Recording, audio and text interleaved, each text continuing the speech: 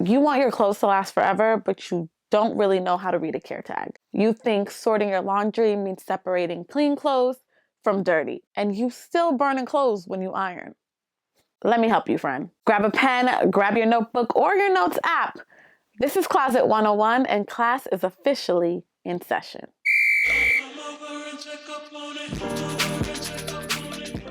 Before we can build our dream wardrobes or elevate our current one, we have to learn how to take care of our clothing and accessories. Let's talk wardrobe maintenance. You know that little paper with the hieroglyphics on it that's attached to your clothing? Yeah, it's important. It's called the care tag, and it's kind of the key to keeping your clothes for years and saving a little money. And over here, we love to save a little coin. Here's what it means and why you should pay attention. The care tag is essentially a miniature instruction manual for your garment. It's going to tell you what it's made of, how to treat it, and basically give you instructions on how to maintain this piece. The care tag will break down the fabrics or materials used in the garment and their percentage. This is great for deciphering whether a garment is made of natural or synthetic fibers, essentially whether or not it's plastic, and if you should spend your hard-earned coin on it. How you wash your clothing is a huge part of maintaining the shape, structure, and quality of the garment. The machine wash symbols on your care tag, typically tubs, tell you how to wash them. So machine wash, hand wash, or dry clean, and what temperature you should be washing them at. The number on the tub tells you what temperature the water should be. Fun fact, it's in Celsius. Just like the wash, the care tag also tells you how to dry the item and what temperature to dry them at. If there's a square with a circle inside, you can go ahead and tumble dry it. The number of dots inside the circle tells you how hot the machine should be. If it's crossed out, don't put that thing in the dryer. If there's a curved line, you can go ahead and hang dry it. If there's a straight line, you should lay it flat. There are also typically ironing instructions on the care tag, and items that say dry clean only typically have instructions for dry cleaners, like what type of solvent to use. A closet tip from your closet coach: check the care tag of an item before you buy it so you know what you're dealing with and how you're going to have to treat her. She might be a little bit more high maintenance than you're ready to deal with. If you're shopping online, you can typically find this information in the product description. Now, we all know maintaining your wardrobe goes beyond just the care tag. So let's talk about a few closet tools that you must have in order to maintain your wardrobe. And of course, I got links for you. Now, this first one is a tried and true oldie but goodie. Your mama had one, your grandmama had one, your aunties have one, you need one too, okay?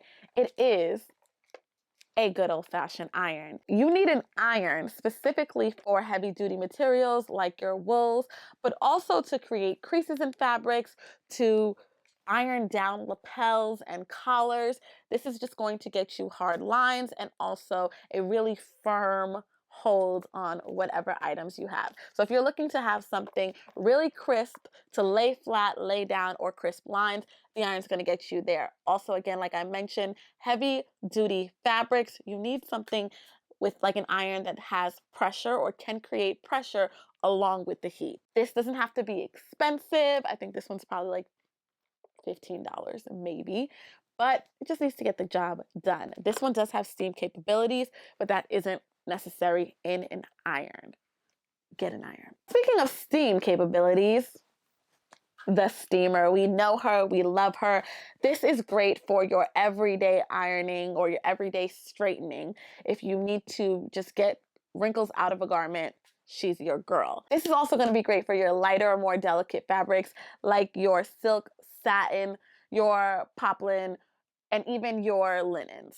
You're going to want to use something light that doesn't apply too much pressure to avoid burning, like a steamer. This one's great because it is a 2-in-1. It is super compact and it's cute. But a steamer is also a must-have, an alternative to the iron for those lighter fabrics, for something that doesn't necessarily require pressure, but requires heat and straightening. The third tool, especially for my cozy girls or my girls in the cold weather, or if you're dealing with any type of fabric that creates pilling, And pilling is kind of like those little balls that we typically see in like wool or cashmere or sweater fabrics.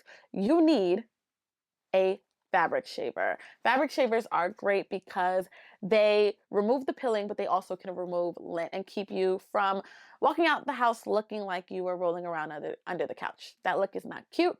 It's not clean. We want to get rid of those. So definitely a fabric shaver. Now remember that your clothing is not like your pet. The hair doesn't grow back, okay? Don't overuse this. This is great for maintaining a smooth look, keeping your fabrics from snagging on each other, and like I said, looking like you was rolling around with the cat. We don't want that. Grab a fabric shaver. You can find links to everything that I'm mentioning on the blog, but also in the description box below. Now, in addition to your closet tools, there are a few items that you should have on hand all the time for those quick fixes. Fabric tape is another oldie but goodie, but absolutely necessary. This is great for securing straps, for getting your lapels and your collars to lay down, just making sure that you don't have any wardrobe malfunctions, if you know what I mean. I love fabric tape more than double-sided tape because this is great, obviously, for sticking to fabric, but it's also a little bit gentler on the skin.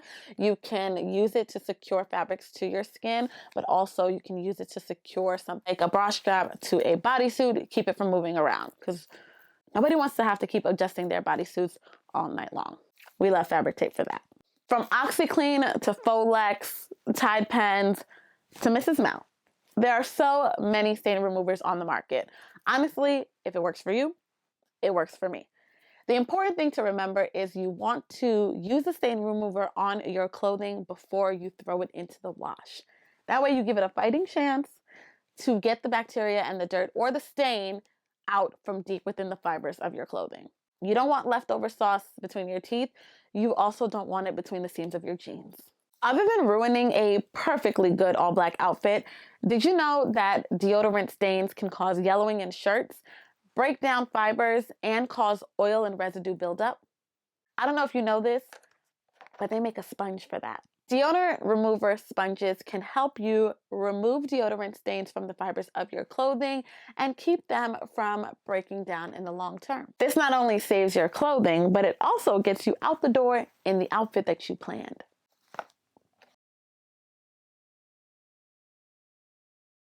Now, what kind of closet coach would I be if I left you without a little bit of extra credit?